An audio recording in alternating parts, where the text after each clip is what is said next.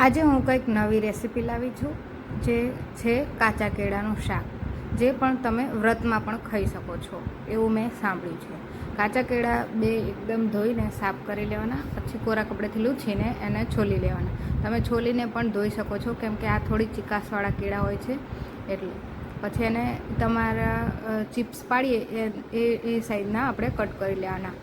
જેમ તમને ફાવે એમ બટેકાની જેમ પણ તમે કટકા કરી શકો છો, અને આવી રીતે ગોળ પણ મારા વિડીયોમાં જોઈ શકો એવી રીતે પણ તમે કટ કરી શકો છો.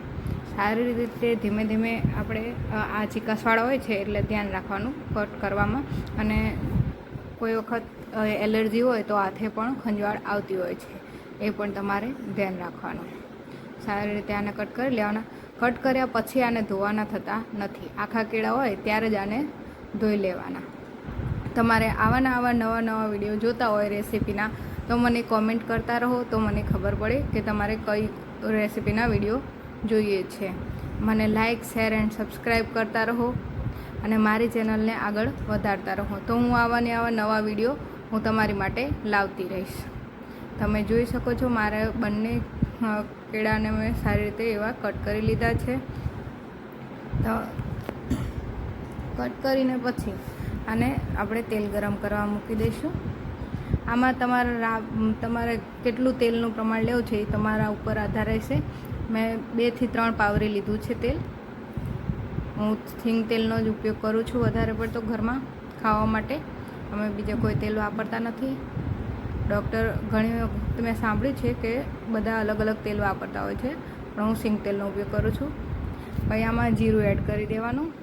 તમારે રાઈ એડ કરવી હોય તો કરી શકો છો, ઓપ્શનલ છે. પછી જીરું ફૂટી જાય એટલે હિંગ એડ કરવી હોય તો કરવાની, નકર ચાલે. ડાયરેક્ટ કેળા એડ કરી દેવાના. કેળા એડ થઈ જાય એટલે આપણે આને તેલમાં જ સાતળવાના છે. આમાં પાણી કે કંઈ એડ થશે નહીં. ધીમા તાપે એકદમ સિમ્પલી આપણે શાક બનાવતા હોય એવી જ રીતે આપણે આનું શાક પણ બનાવીશું.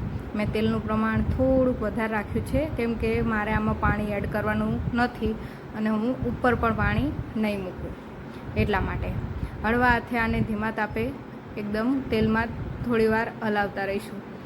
આખું શાક થાય ત્યાં સુધી આપણે આને હલાવવાનું તો ચાલુ જ રાખવાનું છે, કેમ કે નીચે ડાજવું ના જોઈએ. અને આપણે આને કેળા ઉપર થોડી વાર થાય તેલમાં સારી રીતે મિક્સ થઈ જાય પછી આની ઉપર સહેજ મીઠું નાખીને આને ફરીથી આપણે ચડવા દઈશું અને હલાવતા રહીશું. થોડી વારે ચેક કરતું રહેવાનું, કેમ કે આ શાકને ચડતા બહુ વાર નથી લાગતી. 2 થી 3 મિનિટમાં સારી રીતે એવું ચડી જાય છે. એટલે આપણે ક્યારે મસાલો કરવો એ આપણે ધ્યાન રાખવાનું છે. હાવ એકદમ પોચા થઈ જાય ત્યારે પણ મસાલો ના કરાય. થોડું અચકચરું રહે ત્યારે જ મસાલો કરી દો તમે, તો આ શાક એકદમ ટેસ્ટી એવું અને મસાલાને પણ તેલમાં ભળવાનો ટાઈમ મળી જાય છે. જો મેં આપણે ઘરમાં રેગ્યુલર મસાલાઓ વાપરતા હોય એ જ બધા મસાલાઓ વાપર્યા છે. તમે બહારથી પણ અમુક શાકના મસાલા તમે લાવી શકો છો. જેમ કે મેં હળદર પાવડર અને લાલ મરચું પાવડર યુઝ કર્યો છે, જે હું ઘરમાં બધા જ શાકમાં ઉપયોગ કરતી હોઉં છું. હું વધારે તીખું નથી અમે ઘરમાં વધારે તીખું નથી ખાતા, એટલે નોર્મલી મરચું થોડું એવું એડ કર્યું છે. અને થોડોક મેં ઘરમાં શેકેલો મસાલો, ગરમ મસાલો જે એ એડ કરી દીધો છે. અને પહેલાંના પ્રમાણમાં થોડુંક જ એવું મેં મીઠું એડ કર્યું છે, કેમ કે મેં હમણાં પણ કેળા જલ્દી ચડી જાય એના માટે મેં મીઠું એડ કર્યું હતું. અત્યારે પણ મેં થોડુંક એવું કર્યું છે.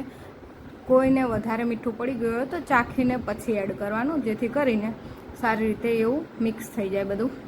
નકર વધારે મસાલો કર્યા પછી જો તમે એમને જ મીઠું એડ કરી દેશો તો આ જલ્દી મીઠું વધારે પડી જશે. હવે જો મસાલો કરીને 2 થી 3 મિનિટ શેકાવા દેવાનું, એટલે ચડી જાય તરત જ આપણું ટેસ્ટી એવું કેળાનું શાક વ્રતમાં પણ ખાઈ શકો ને એમ જ પણ ખાઈ શકો એવું